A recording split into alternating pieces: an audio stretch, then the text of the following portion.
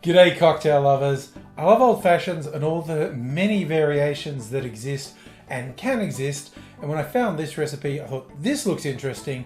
I'm trying this. This is a banana old fashioned. The banana element is the sweetener.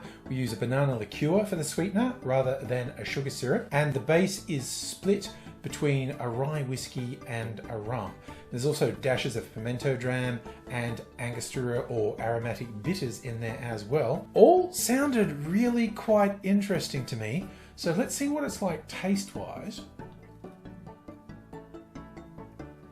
I thought these flavors were going to go together really well.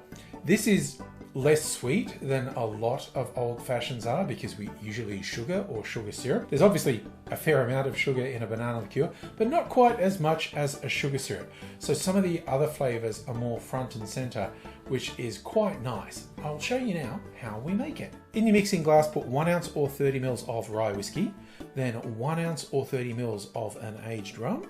Then we're doing ½ an ounce or 15 mils of banana liqueur. Then just 2 dashes of pimento dram, also known as allspice dram, and rounding things out, 2 dashes of aromatic bitters. Add ice to the glass, stir that for 20 to 25 seconds to chill and dilute the drink. And I'm straining that into a rocks glass over a big chunk of sexy clear ice. It was recommended to use a higher proof rye whiskey in this. I use this Californian rye whiskey that I picked up. It's almost 100 proof, it's 97 proof.